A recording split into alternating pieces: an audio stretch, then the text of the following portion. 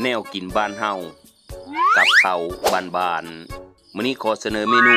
ลาบไก่บ้านต้มสดน้ำหอมๆกินกับแจ่วโหโปกพอจะดูคือไปเก็บผักอยู่สะบัดกันนี่อ๋อไปเก็บผักโบโหหอมพี่น้องเอ้ยไปเก็บมาโทเพื่อที่จะมาเอ็ดผักกับเนาะพี่น้องเนาะนี่ยางเฮาสวนติลินหาญาติมาโทเจ้าของละปูเองกินเองว่าซั่นเถาะ พอเฮาได้ผักเข้ามาแล้วก็มาล้างในพี่น้องนี่แน่เพิ่นว่าเทน้ำจ้วกลงไปนี่ทำการล้างผักของเราอย่างสะอาดเลย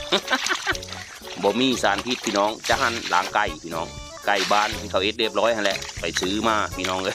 มีไก่เป็นของเจ้าของ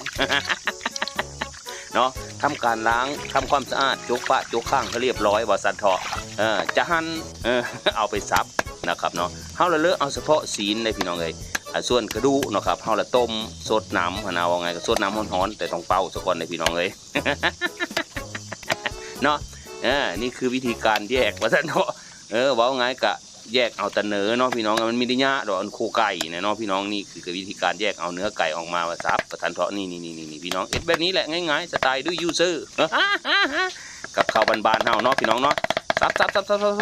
จะหั่นนะครับนะทำการลาบอย่าไปลาบมือเจ้าของเธอได้พ่อใหญ่ด้วยเอ้ย นี่หลังจากที่เฮาซับได้เรียบร้อยกับเครื่องในไก่ท้องเอามาซับก็ประทานเถาะวิธีการทำกับข้าวของอะไรอยู่พ่อใหญ่ดูยูเซอร์ประมาณนี้แหละพี่น้องมินิยะได้ทราบเลยแนวอยู่แนวกินบ้านเฮาเนาะพี่น้องเนาะซอยอย่าไปซอยหัวมือเจ้าของกันแล้วกันว่าซันเถาะเนาะ โอเคเนาะพี่น้องจะหั่นเฮาก็ทำการซับกระดูกเนาะพี่น้องเนาะเพื่อที่จะไปต้มอะไรนี่ซับระมัดระวังให้ได้เอาเอ้ย มีดได้นั่นนะ เนาะซับให้เรียบร้อยว่าซันเถาะปกว่าซันเนาะ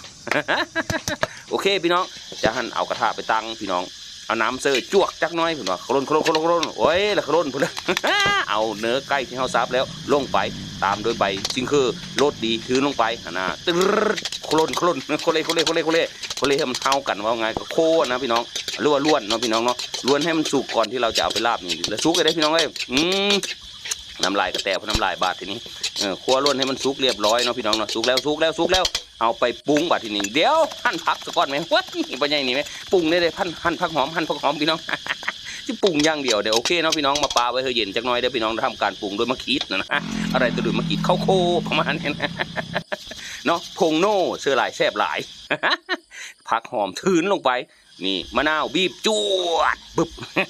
เรียบร้อยเดี๋ยวน้ำปลาเดี๋ยวใส่โอ้น้ำปลาจอกลงไปจักหน่อยพี่น้องจะหั่นทำการเคล